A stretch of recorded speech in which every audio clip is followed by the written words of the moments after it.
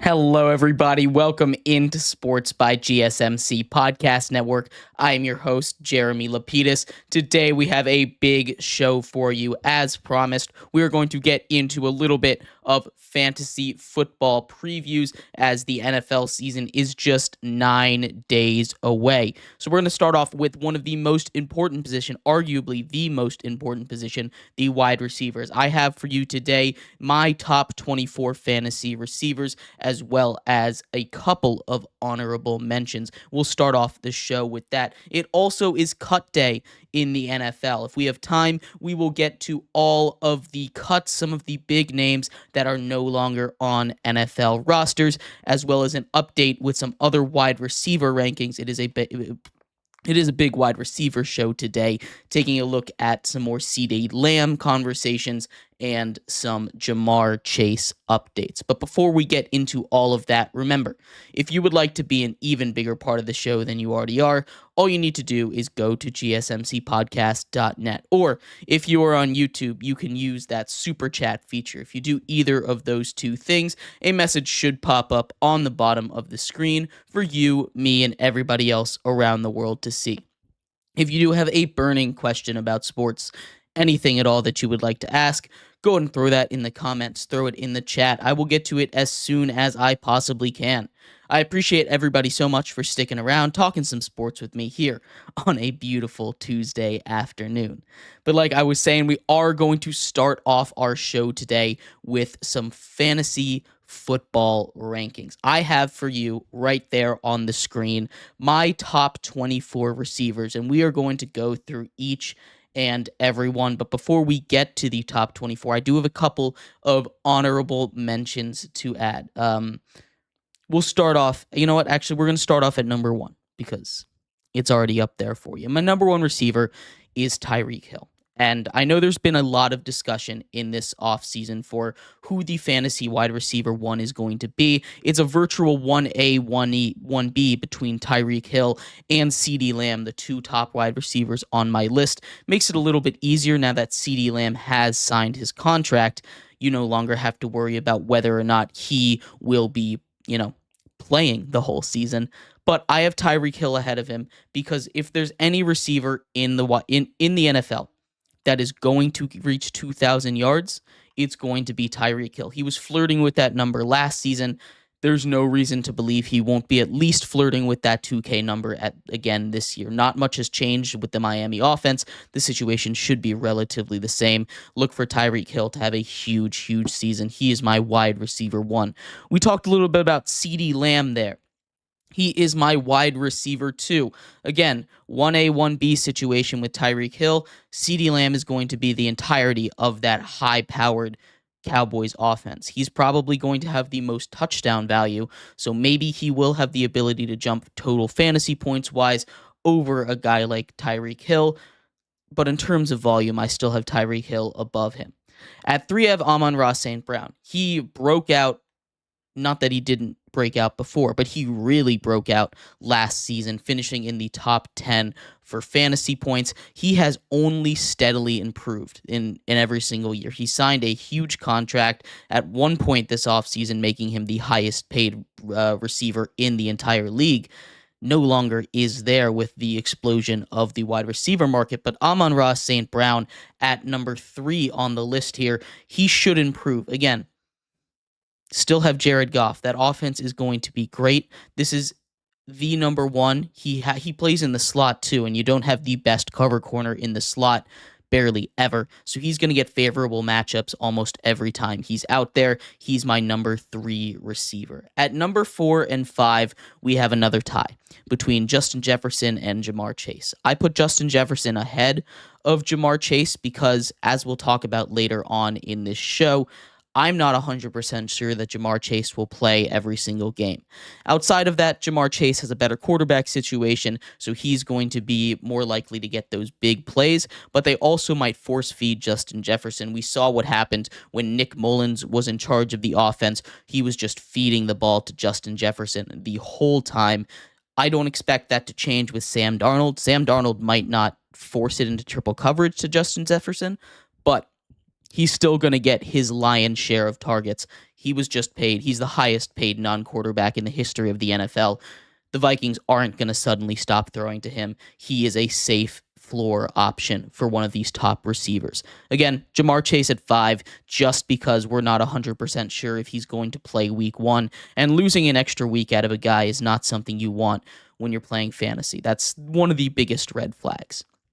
At number 6, I have Garrett Wilson. And Garrett Wilson is a guy that I was really high on last year. We saw a little bit of his connection with Aaron Rodgers. Aaron Rodgers famously loves his wide receiver ones. You remember in Green Bay, Devontae Adams for a little bit, Jordy Nelson for a little bit. Whoever was his wide receiver one was consistently top ranks in fantasy. And even without Aaron Rodgers, Garrett Wilson still manages to put up 1,000 yards every year. He's coming off of an Offensive Rookie of the Year season just 2 years ago, and then he has to come in and play with Zach Wilson, play with, not a good quarterback play, and he's still able to put up 10 points a game in fantasy, which, if you're starting a guy, I think that should be the baseline. He puts up 10 points a game. That was with no touchdown volume and with Zach Wilson. Imagine how much better he's going to be if he has Aaron Rodgers throwing him the ball, even if it isn't peak Aaron Rodgers. Garrett Wilson is my number 6 receiver. Those are the 6 guys that I think have the ability to be the number 1 overall receivers, that top 6. As we get down to the next row, 7 to 12, finishing out the number 1 receiver area, these are guys that I think are going to be really good, are going to be really consistent, but I don't think these guys are going to be competing for that number 1 overall wide receiver spot in terms of fantasy points. So that's where I'm drawing my distinction between this top 6 and the rest of the list. But as we get to the back half, the low-tier wide receiver ones, we're starting off with A.J. Brown. A.J. Brown, leader of the Eagles, just signs a massive $30 million extension of his own, making him one of the top 5 highest paid receivers in the league.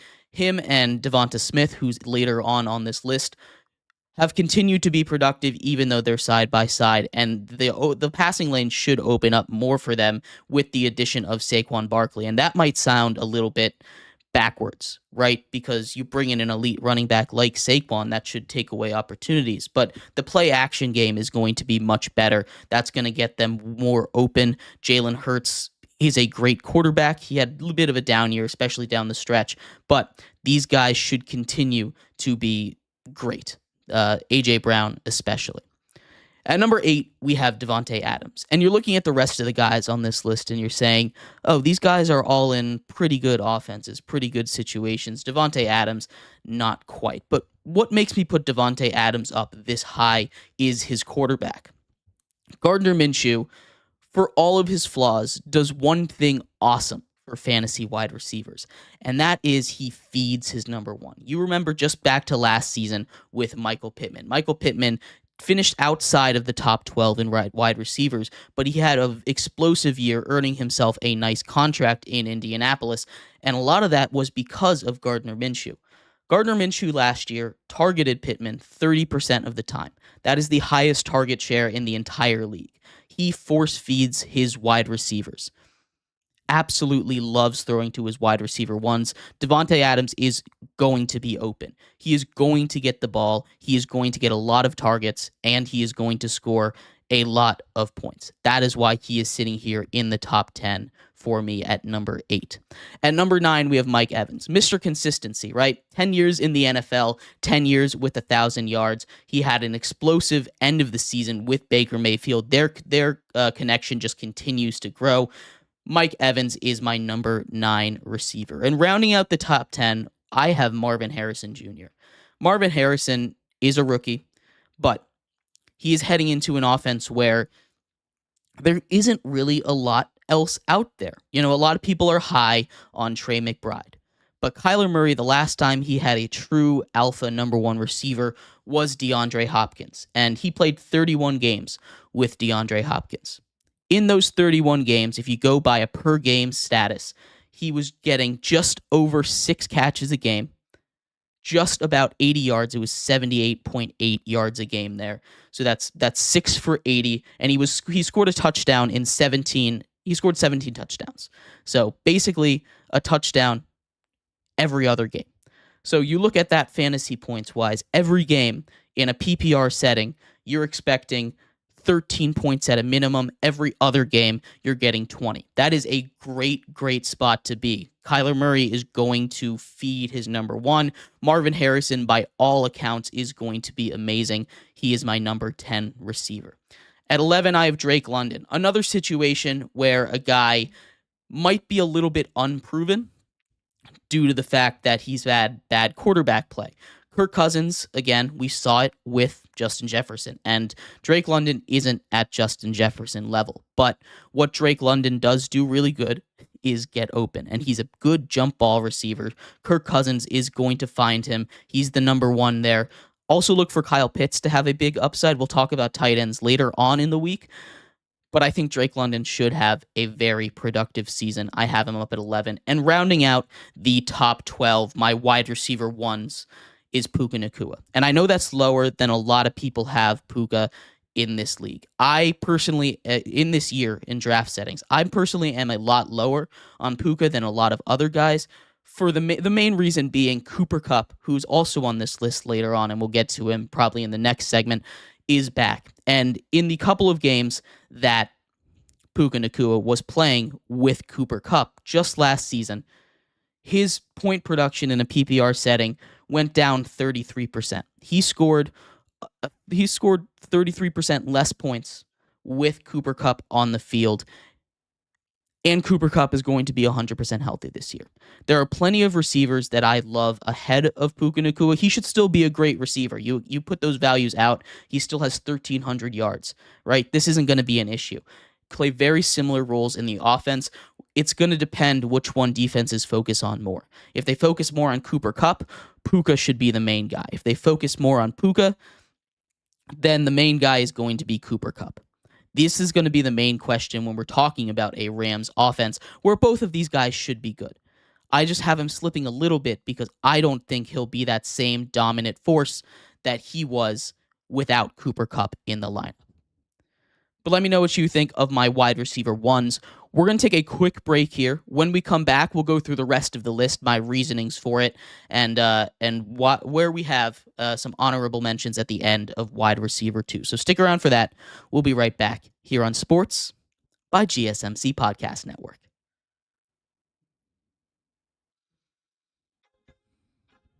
I feel like I'm losing my mind.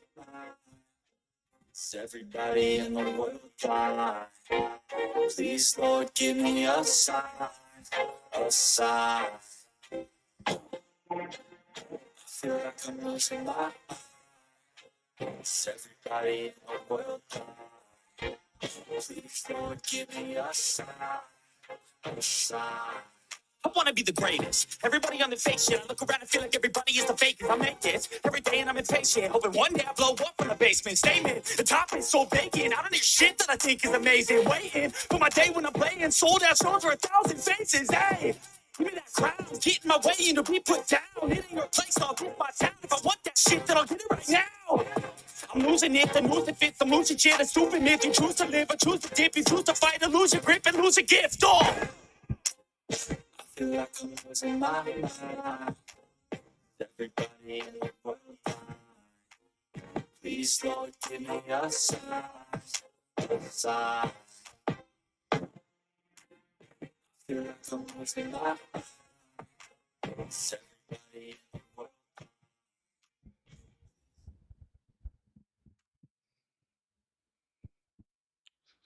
Welcome back to Sports by GSMC Podcast Network. I am your host, Jeremy Lapidus. If you are just tuning in, we just went through the first half of our wide receiver rankings. I did all the way through 24. We went through our first half, 1 to 12, those typical wide receiver ones if we're looking at the end of the season.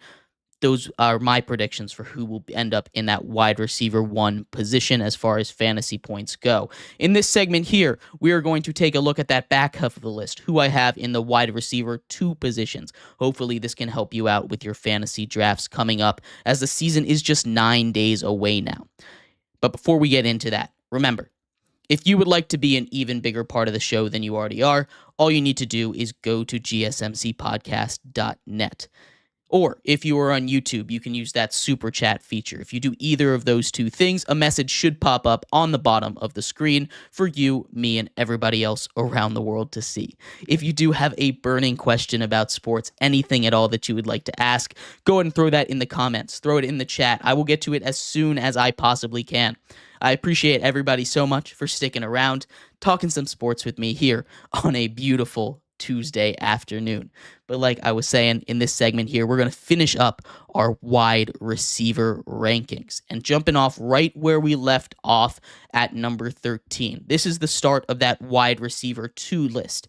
Chris Olave, by a lot of different sites, has been ranked all the way up. I think I saw him as far up as 8, sitting around the number 10 area. I have him dropped a little bit because of quarterback play. He is going to be the main weapon over there in New Orleans, but there's also a lot of mouths to feed over there. Derek Carr isn't the most elite quarterback.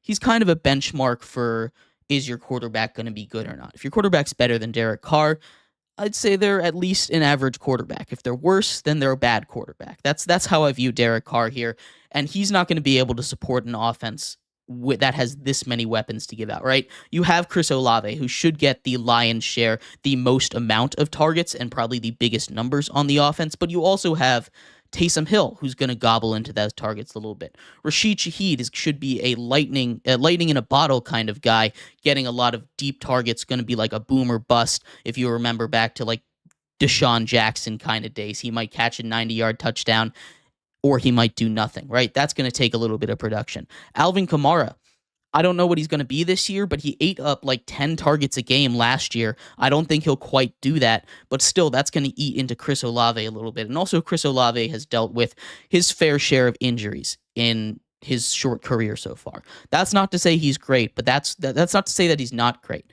But that's why he drops out of the number 1 wide receiver rankings for me. Just a couple of spots down. He's squarely at the top of my wide receiver 2 list. At 14, I have Nico Collins. And Nico Collins is an interesting case, right? He really exploded at the end of last season once Tank Dell went down. CJ Stroud found him. They built a great connection together. Obviously, won a playoff game with him as the wide receiver 1. He earns himself a nice contract over the offseason. But Tank Dell's going to come back. Stephon Diggs is entering that offense. That is a lot of mouths to feed, not to mention Joe Mixon also enters the offense. I do think Nico Collins is going to be great. I do think the entire Texans offense is going to be great, and I don't think you're going to go wrong with just about any of those wide receivers. But it does get a little bit dicey, a little bit dangerous. You could pick the wrong one. Nico Collins, for my money, is going to be the best one in that room. He's got the most rapport, and he's playing a more traditional outside role, so he shouldn't get kicked out, and he should play more of the snaps, get more snap share than a guy like Tank Dell that plays the slot might not be out there when it comes to 2 wide receiver sets. So that's why I have Nico Collins up here at 14. At 15, we have Jalen Waddle. Jalen Waddle is a guy that I'm really high on this year. I have him up from a lot of other different websites. They have him down in the wide receiver 20-ish range. Jalen Waddle is a guy that I think people are forgetting about. We all remember that Puka Nacua set the all-time rookie reception record just last year. But he broke Jalen Waddle's record. Jalen Waddle had 111 just 2 seasons ago, or a little longer than 2 seasons ago. But when he was a rookie, he had that record. He also was hurt last year. We all remember Tyreek Hill, and we think he's going to be a little bit diminished in that offense because of Tyreek Hill. But when they were both on the field, they were both extremely productive. Jalen Waddle should be healthy. He's being overlooked. You can get him at really good value in the draft. He's my wide receiver 15. You grab him in like the 4th round-ish, 5th round maybe. That is great value for a guy that I think has the potential to finish in the top 12, top 15 of wide receivers. At 16, I've got Devonta Smith, the other half of that Eagles duo. Again, both of them have shown the ability to be extremely productive in this league. Not much has changed in the offense. Saquon Barkley brings in, it's a lot of what I said about A.J. Brown. The play action opportunities should get them more open. They won't be double covered as much. The defense has a lot more stress with Saquon now as a threat to run it, something the Eagles were kind of missing last year. It should really free up the field for both of these wide receivers a little bit, and I expect them both to be great. At number 17, DK Metcalf, Seahawks #1 receiver. Geno Smith loves throwing to him.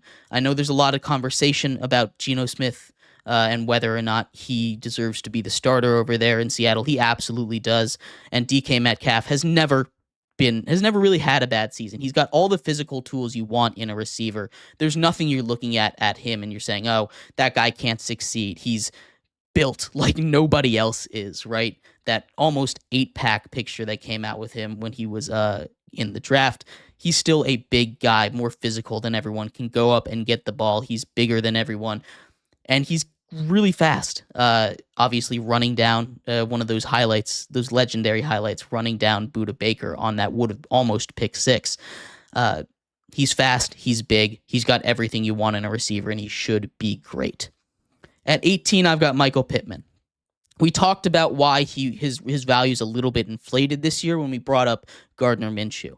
He had 30% of targets last year. He's definitely going to take a little bit of a decrease, a little bit of a drop-off from where he was last year with Gardner Minshew, but that's not to say he's not going to be good. In a small sample size with Anthony Richardson, he continued to be productive.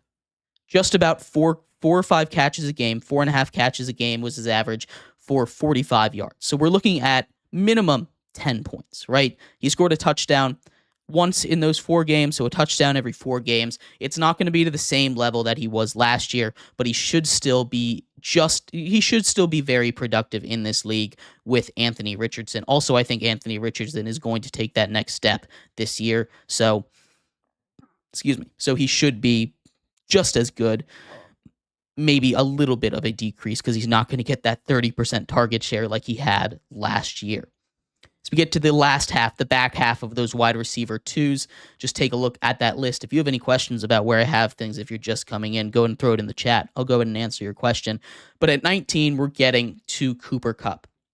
Cooper Kupp is the other half of that Puka Nacua group. Again, I think those guys are very similar in terms of game. They play the same style of receiver. The question is which one is going to be covered more. I have Cooper Kupp a little bit further down because I'm a little more concerned about injuries with him. He is healthy, but that doesn't mean he doesn't have that injury history like he had last year. We'll see if he can stay healthy. He's also a little bit older, so I'm giving Puka a little bit of a boost here. They both should be really good, though. At 20, I have Brandon Ayuk, and the reason I have him all the way down here at 20 is not because I think he's the 20th best wide receiver. It's because I don't know where he's going to play. If we know for sure he plays in the 49ers, he probably gets bumped up, we'll say, to 13, 14, 15 range, right? Somewhere around there. He was incredible last year. He had the biggest depth, the longest depth of target out of any receiver in the league. He was incredibly efficient, a great route runner, and Brock Purdy loves throwing to him. I just don't know what his situation is, so I can't put him any higher than 20. Draft him skeptically, because he could be really good, but I'm not trusting him right now. At 21 is his potential teammate, Deebo Samuel. Deebo's a guy that, not a traditional wide receiver, not going to go out and play the X, is physical. He's like a bowling ball out there. He's going to bounce off of people, plays that running game, gets that rushing yard upside, get the running and passing touchdowns. He's going to be great.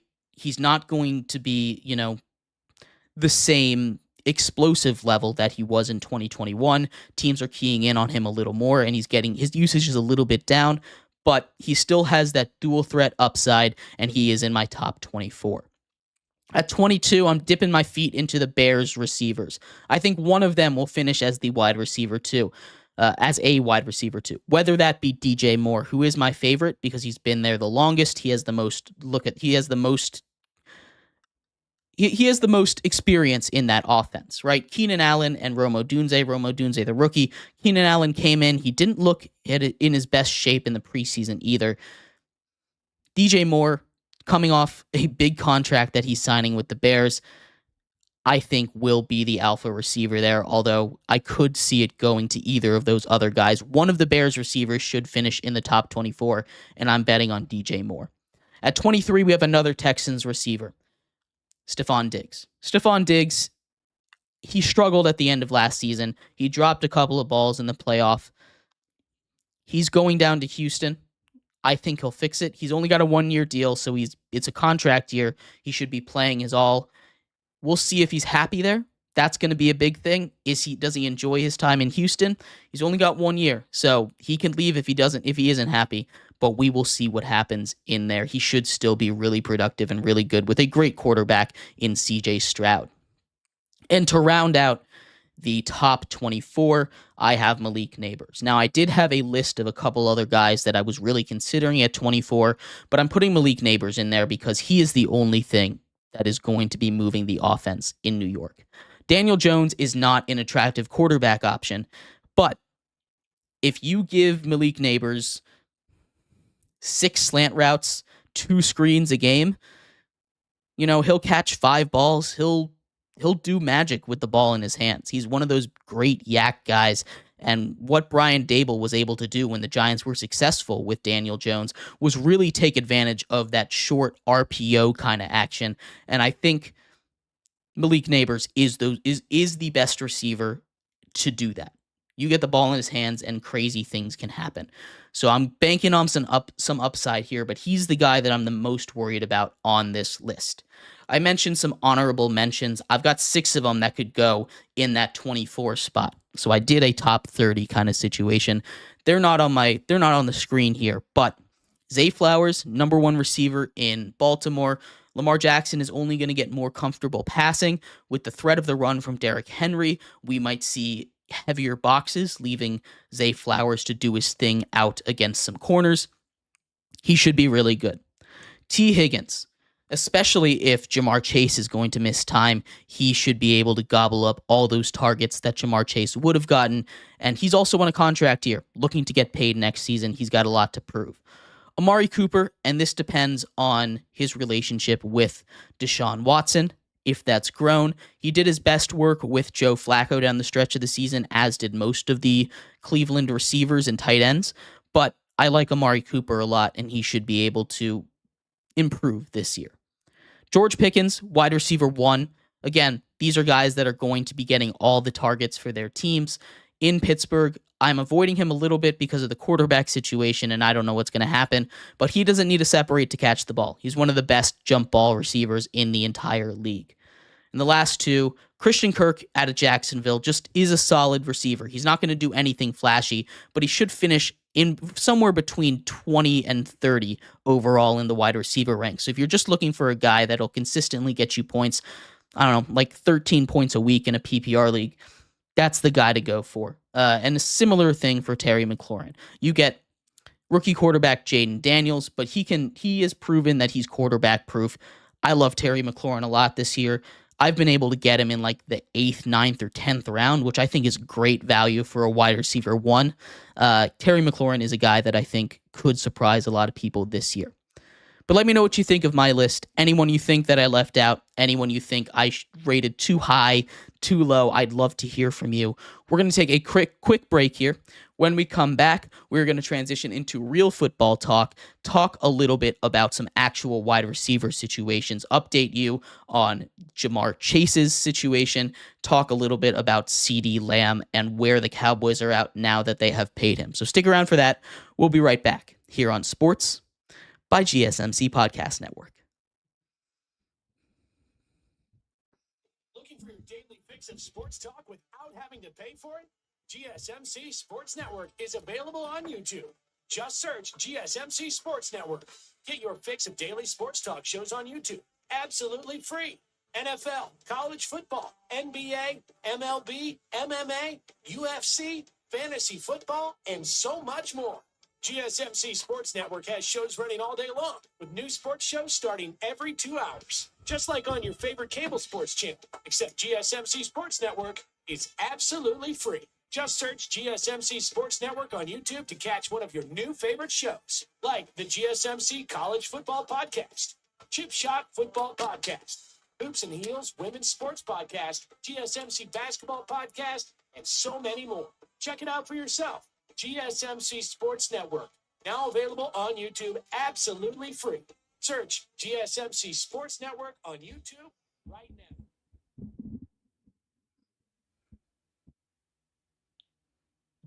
Welcome back to Sports by GSMC Podcast Network. I'm your host, Jeremy Lapidus. If you are just tuning in, we just finished our top 24 wide receiver rankings for fantasy football this year. I hope that was helpful to all of you. If you want to go back and check it, it's all on a graphic. But if you disagree with me about anything, I'd love to hear from you. I'll let you know what my thoughts are if you do leave a comment. In this segment, we're going to transition to real wide receiver news outside of fantasy, talk a little bit about CeeDee Lamb and Jamar Chase. But before we get into that, remember, if you would like to be an even bigger part of the show than you already are, all you need to do is go to GSMCPodcast.net. Leave a tip or donation with a message in it. That message should pop up on the bottom of the screen for you, me, or everybody else around the world to see. Or if you are on YouTube, you can use that super chat feature. If you do either of those two things, again, that message should pop up on the bottom of the screen. I appreciate anything you guys do give. Also, if you have a burning question about sports, anything at all that you would like to ask, go ahead and throw that in the comments. Throw it in the chat. I will get to it as soon as I possibly can. I appreciate everybody so much for sticking around, talking some sports with me here on a beautiful Tuesday afternoon. But like I was saying, we're going to get into some real wide receiver news for you guys here. Some real stuff that's going to get your head going. Where do the Cowboys go from this CeeDee Lamb contract? Who does it affect? Why did they wait this long to do it? These are all questions that are circulating now that CeeDee Lamb has signed his 4-year, $136 million contract, making him the second highest paid wide receiver in the league, also the second highest paid non-quarterback in the history of the league. He gets a lot of money. But the Cowboys are in a rough spot now. We kind of touched on it a little bit yesterday. They still need to sign Dak Prescott. They still need to sign Micah Parsons. There are a lot of guys that they need to go get. And if you're looking at the kind of money that those two guys are demanding, Dak Prescott is looking at, we'll say conservatively, 60 million, right? Micah Parsons is going to look to be the highest paid defender ever. We're looking at conservatively, we'll say another 30 million. Those three players combined are going to have around $120 million. Now, the cap will grow. Right now, it's sitting at about 250. If we estimate that it goes up to 260, 265, that is still almost 50% of the cap for those three guys. Now, that is not an ideal situation to be in. You say, are the Cowboys going to do that? In a perfect world, they're going to sign all of them. This is not a perfect world. That is a lot of money to spend on three positions. You're going to have to sacrifice elsewhere. We've already seen them sacrifice at a lot of places. They let Tyron Smith walk in free agency, a cornerstone of their offensive line. He is gone. Their running back room is barren, led by about 35-year-old Ezekiel Elliott, who has, outside of short yardage situations, all but outstayed his welcome in the league. Behind him is Rico Dowdle. They've got a lot of rookies that they're counting on. The defense is solid, but it's young, and they're going to have to start to pay some guys soon.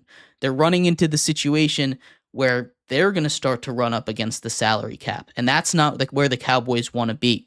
They need to start making these tough decisions. And I think they didn't want to pay CeeDee Lamb first. I've been having these discussions all offseason. Obviously, these are the three guys that the Cowboys have to pay. CeeDee Lamb, Dak Prescott, Micah Parsons. And out of those three guys, I'm assuming they're guaranteed to get two of them. And if they had to pick two of them, that's not to say that they can't get three. But if they had to pick two of them, CeeDee Lamb for me is the guy that I'm leaving out, because I think it's easiest to replace him. It's not easy to replace a top 4, top 3 receiver in the league, right? But out of all those positions, he's going to be the easiest one to replace. So I think what CeeDee Lamb's camp did was really smart. I think the Cowboys were trying to get his contract done last, doing Dak Prescott's first. But Dak Prescott wasn't negotiating very quickly, gave them to a point where CeeDee's like, hey, I'm going to hold out if you don't give me the contract. I'm not going to play. And in a world where they want to win a Super Bowl, they have their best shot with all three of those guys. If they're saying, hey, we might not have all three of these guys when it comes to the Saints, the Ravens, and the Giants, right? You say, oh, they have CeeDee Lamb, they go 3-1. But they don't have CeeDee Lamb. What do you think they do? Do you think they go 1-3, 2-2? Either way, that's a game they're losing, and that's an important game that they're losing when it comes to the playoff race. This is going to be a competitive division. If they want to win their division, that is the easiest way in. Now, I do think they get a wild card spot, as we talked about all the way back when we did the Cowboys review and the NFC playoff picture update, but these are important games. You can't be throwing games away because your best offensive weapon isn't there. And that put the Cowboys in a bind. They had to pay CeeDee Lamb. At least in my mind, that's how this went for the Cowboys. This wasn't the way they wanted to go, but they're roped into it now. Now they pay CD. Now they're in danger of losing Dak Prescott. Now they're in danger of losing Micah Parsons. And now the question is, who out of those two guys are the Cowboys going to let walk? You can't let either. You can't let Micah Parsons walk. So are they going to let Dak Prescott walk? Is that why we saw so much Trey Lance in the preseason? He wasn't very good. 5 interceptions in one game, although he did lead the preseason in passing yards and rushing yards. So there was some good with the bad, but clearly not an NFL caliber quarterback. Are they going to run with Cooper Rush? Are they going to take a risk on a rookie? Are they going to go sign someone who's coming up in free agency next season? It's a tough question. It's a tough situation to be in if you're Dallas. Dak Prescott doesn't seem like he's going to take a hometown discount, and I definitely wouldn't expect Micah Parsons to take that hometown discount either. So it's not really a good situation for the Cowboys to be in, but they just got to run it back for this season, see if they can, get what they can get with their most put together roster that they have so far. I'm a little worried. I think Dak Prescott does end up leaving in the offseason because I definitely think he's testing free agency. At this point, there's no reason not to. Whether the Cowboys give you $60 million or some other team gives you $60 million, you're going to get the most money if you test free agency. Your price is going to go up. Some people are saying up to 65, which I think is ridiculous. Way too much money. But $60 million, I think, is something that he could absolutely get if he hits free agency. We don't see guys like that hit free agency that often. So I'm a little bit concerned for the Cowboys' future, if I'm being honest. I think they flew a little too close to the sun, thought everything was going to go out perfectly, get the guys signed in the order that they needed to get them signed to keep this team together, and now I think it's going to be tough for them to do that. But let me know what you think of the Cowboys. We're going to take a quick break here. When we come back, we'll focus a little bit on Jamar Chase, his situation, and what's going on with him and the Bengals. Stick around for that. We'll be right back here on Sports by GSMC Podcast Network.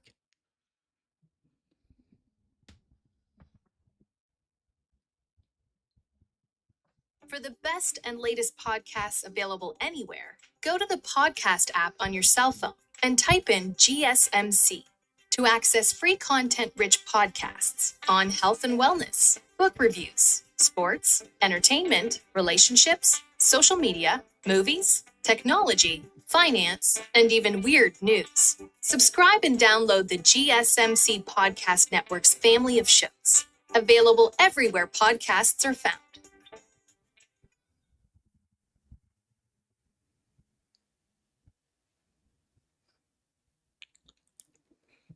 Welcome back to Sports by GSMC Podcast Network. I'm your host, Jeremy Lapidus. If you are just tuning in, we just finished talking about the horrible situation the Cowboys have put themselves in now that they waited this long to sign CeeDee Lamb. The person that I think this affects the most outside of the Cowboys is Jamar Chase, though. So we're going to talk a little bit about him, what that CeeDee Lamb contract means for him, and what his situation is right now with the Bengals. But before we get into that, remember, if you would like to be an even bigger part of the show than you already are, all you need to do is go to GSMCpodcast.net. Or if you are on YouTube, you can use that super chat feature. If you do either of those two things, a message should pop up on the bottom of the screen for you, me, and everybody else around the world to see. If you do have a burning question about sports, anything at all that you would like to ask, go ahead and throw that in the comments. Throw it in the chat. I'd love to hear from you guys. I'll answer it as soon as I possibly can. Appreciate you all sticking around, talking some sports with me here on a beautiful Tuesday afternoon. But like I was saying, in this segment here, we are going to get a little bit of clarity on the Ja'Marr Chase situation. Right now, Ja'Marr Chase is the last of the big wide receivers that need to get signed. 11 wide receivers have been signed this offseason, ranging from a restructured contract with Amari Cooper all the way to Justin Jefferson getting his $35 million a year. Big range. We've reset the market about 3, 4, 5 times just this offseason. The wide receiver market has exploded, and Ja'Marr Chase is trying to take advantage of that. Obviously, it's a big advantage to sign your players sooner. If you're a team, I feel like you want to pay your players sooner rather than later, especially if you know you're going to pay them. Now, if it's a guy that you're like, maybe I won't pay, it's fine to wait. You're going to have to eat that extra $5 million a year or whatever it's going to be. But with a guy like Ja'Marr Chase, you know he's going to pay. You know you're going to pay him. He's still got 2 years left on his deal. This is his fourth in his regular 4-year contract that comes with all draft picks. He's making $7 million this year. 7.5, excuse me. Next season, on his 5th-year option, which I assume the Bengals are going to pick up on, he would be getting $21 million a year. So that's a big pay jump right there, just from year to year. He's doing just fine on his own. But he wants his money now. He wants to be paid like one of the best receivers, and he's been holding out with a real chance that he isn't going to play week 1. Now, Bengals coaching staff and Bengals personnel are very confident that he will, so I'm honestly not too worried about his availability for week 1. He should be there. He practiced for the first time since his holdout, or his hold-in, began on Sunday, so that's a good sign, but reports are they're no closer to a contract. Now, I understand to a certain extent why Ja'Marr Chase wants more money, right? More money is more money. I don't blame him for wanting more money. But at the same time, you have to look at it the other way. We looked at it from a team perspective. Hey, if I pay you now, it's going to be cheaper, right? Because we don't need to go out and reset the market the next time it resets. Ja'Marr Chase is going to want to reset that market. He thinks he's better than Justin Jefferson. Whether or not he is up for debate. I personally don't think he is, but he's definitely in that conversation. So it's not insane to have him make $36 million a year while Jefferson is making 35, right? He wants that money and he wants it now. But think about from his perspective, if a guy like Brandon Ayuk comes out and gets, in some team like the Patriots, reset the market for him, which that's the only way I think he'd be going to the Patriots, because I don't know what's going on with him, but I feel like he wants to win football games, right? He goes over to the Patriots. He gets 35.5. He gets $36 million, right? Then Ja'Marr Chase gets 37. He gets more than Brandon Ayuk. It's more advantageous for him to eat $7 million this year, which he's going to take anyway. It's his contract extension. It doesn't take over for this new one. Maybe he'll get some signing bonuses here, but he's set. He's going to make his money.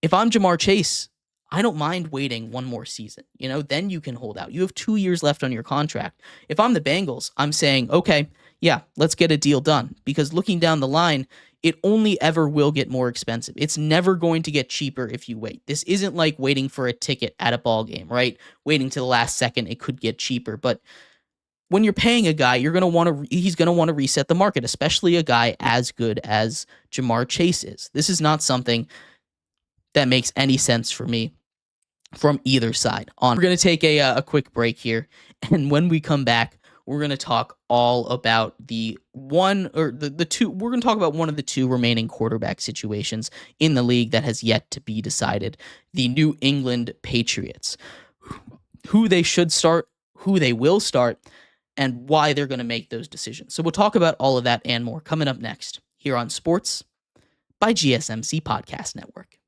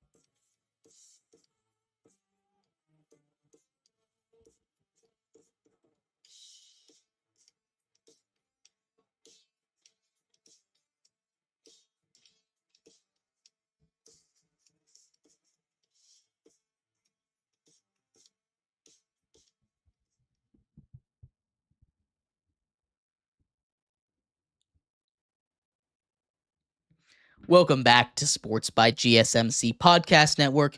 I am your host, Jeremy Lapidus. If you are just tuning in, we've been doing a lot of wide receiver talk so far today, going over the top wide receivers I have for fantasy, 1 through 24, with a couple of honorable mentions thrown in there at the end.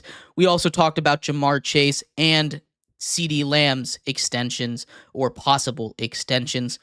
In this segment, we're going to stay in football, but talk about a different position. Enough wide receiver talk. Today, we're going to finish off our show with some quarterbacks discussion. Right now, there's only 2 quarterbacks positions in the league that have yet to be decided for week 1. We talked a little bit about the Steelers yesterday. Today, we're going to take a deep dive into the Patriots, their discussion between Drake May and Jacoby Brissett. But before we get into that, remember, if you would like to be an even bigger part of the show than you already are, all you need to do is go to GSMCPodcast.net. Or if you are on YouTube, you can use that super chat feature. If you do either of those 2 things, a message should pop up on the bottom of the screen for you, me, and everybody else around the world to see. If you do have a burning question about sports, anything at all that you would like to ask, go ahead and throw that in the comments. Throw it in the chat. I will get to it as soon as I possibly can. I appreciate everybody so much for sticking around, talking some sports with me here on a beautiful Tuesday afternoon. But like I was saying, we're going to finish off our show today talking a little bit about the quarterback situation in New England. New England's going through a lot of changes. Obviously, no more Bill Belichick. That's the biggest one. Jerod Mayo, in his first year as head coach, has a lot of very important decisions to make. Now, no one is expecting the Patriots to be this great force coming out of the AFC East. In fact, I would wager that just about everybody has them finishing last in that division, with a couple of people even having them be the worst team in the league. Now, some of that has to do with the quarterback situation. A lot of that has to do with everything else on the team. They arguably have the worst wide receiver core. They arguably have the worst offensive line. The defense has lost almost all of its star power, with Christian Barmore going out because of blood clots. We don't know when he'll come back, if he'll be back for this season. Matthew Judon being traded away. But right now, the spotlight, as it is most of the time, is on the battle between these 2 quarterbacks.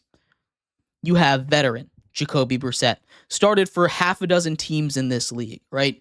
Been everywhere, usually as a stopgap guy, and that's his role here. He also started on the Patriots. He has experience in the Belichick system. Not that it is the same, but it's going to be a similar style offense, I assume. Jerod Mayo being a Belichick disciple and all. This is a team that has an interesting decision, because if they were purely looking at the numbers and saying, we're going to start the best quarterback, it would be Drake May. Drake May in the preseason and reportedly throughout the back half of practice as we head into the regular season has been the better quarterback by just about every metric. Looking at the eye test, he's been better. Dealing with pressure, getting more yards on plays. Expected completion percentage, they've both been bad. They're both in the negative. Even the advanced stats are all on Drake May's side. So you're looking at the situation and you're saying, oh, cut and dry, simple. Start Drake May. Start the rookie, get him some experience. And that makes sense to a certain extent. You're only going to get better if you get reps, right? And you're not going to get reps sitting on the bench. But at the same time, this Patriots offensive line is abysmal. They took 8 penalties against the second unit of Washington. The second unit of Washington, a defense that is not supposed to be that great. They were awful against them. The pressure has been in everybody's face. They take a bunch of sacks. They have no time in the pocket. And we've already seen some injuries take place. This is not a good situation for either of these quarterbacks. So here's your dilemma. Do you put a guy in Drake May who has been better, just straight up, than Jacoby Brissett in to get absolutely demolished? Or do you let Jacoby Brissett take the lumps for this team while you let it get better? And there is not really a right answer. Now, it's not necessarily fair to Jacoby Brissett to be a sacrificial lamb, right? Because that's the role that he's playing. He's going to be that sacrificial lamb if he is starting. because we look at all these numbers, everything is in Drake May's favor, and I would be shocked if he doesn't play at some point in this season. But do you want to keep him for the easier part of the schedule? As we get down towards the back half of the season, they end it against, the Bears, Rams, Dolphins, Colts, a bye week, then the Cardinals, Bills, Chargers, and Bills again. That's the back half of the schedule.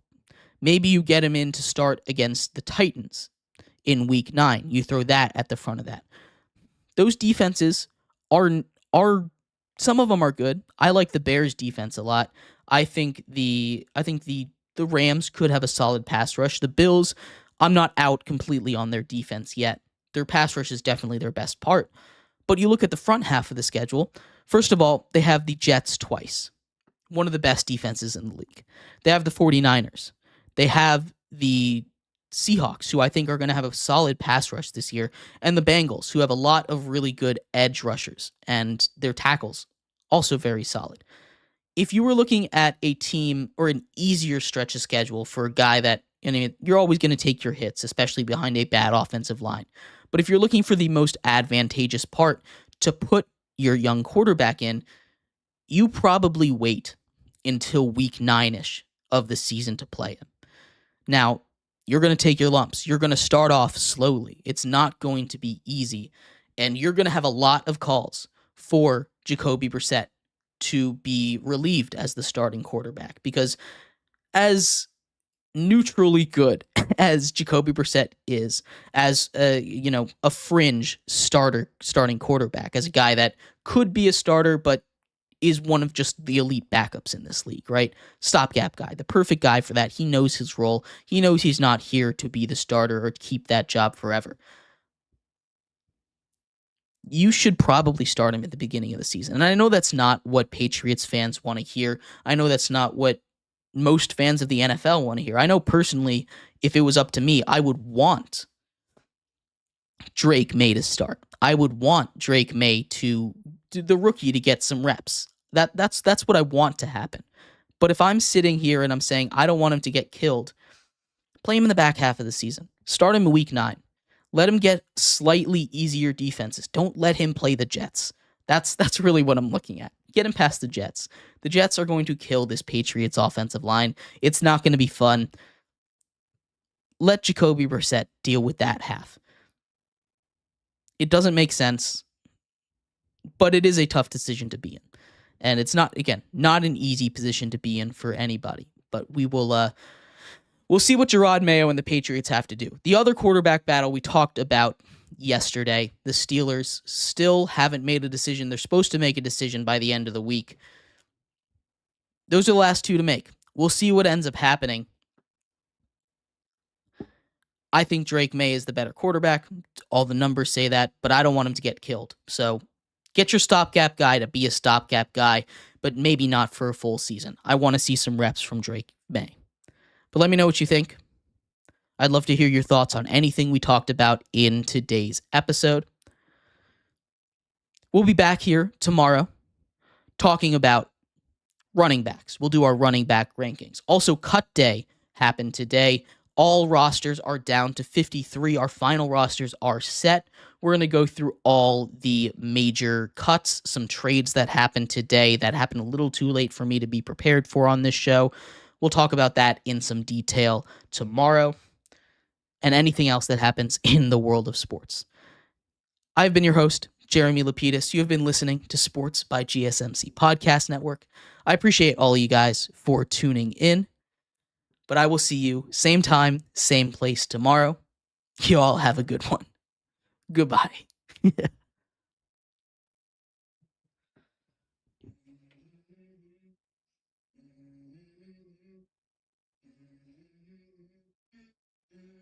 go.